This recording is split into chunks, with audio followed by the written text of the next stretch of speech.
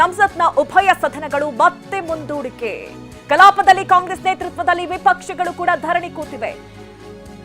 ಪ್ರತಿಭಟನೆ ತೀವ್ರಗೊಂಡ ಹಿನ್ನೆಲೆಯಲ್ಲಿ ಕಲಾಪವನ್ನ ಮುಂದೂಡಲಾಗಿದೆ. ಮಧ್ಯಾಹ್ನ 2:30ಕ್ಕೆ ಉಭಯ ಸದನಗಳು ಮುಂದೂಡಿಕೆ ಆಗಿದೆ. ಕಲಾಪ ಆರಂಭವಾದ ನಿಮಿಷದೊಳಗೆ ಮುಂದೂಡಿಕೆ ಆಗಿರೋದು. ಬೆಳಗ್ಗೆಯಿಂದ ಇದು 4ನೇ ಬಾರಿ ಸಂಸತ್ ಕಲಾಪ ಮುಂದೂಡಿಕೆ. ಸಂಸತ್ ಹೊರಗೆ ಸಿಜೆಪಿಯಿಂದ ಭಾರಿ ಮಟ್ಟದ ಪ್ರೊಟೆಸ್ಟ್. ಸಂಸತ್ ಒಳಗೆ ಕಾಂಗ್ರೆಸ್ ನೇತೃತ್ವದಲ್ಲಿ ನಿರಂತರ ಪ್ರೊಟೆಸ್ಟ್ ನಡೀತಾ ಇದೆ. ನೋಡಿ, ವಿಪಕ್ಷಗಳು ಕೂಡ ಈಗ ಧರಣಿಯನ್ನ ಕೂತಿವೆ. ಈ ಬಗ್ಗೆ ಪ್ರಶ್ನೆ ಮಾಡ್ತಾ ಇದೆ. ಮೇನ್ ಆಗಿ 2 ವಿಚಾರಗಳು.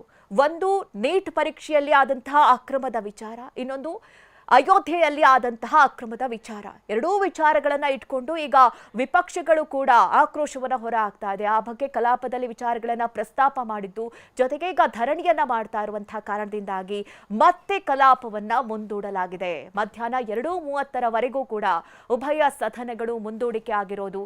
ಕಲಾಪ ಆರಂಭ ಆದಂತಹ ನಿಮಿಷದೊಳಗೆ ಮತ್ತೆ ಮುಂದೂಡಿಕೆ ಆಗಿರೋದನ್ನ ನಾವು ಗಮನಿಸಬಹುದು.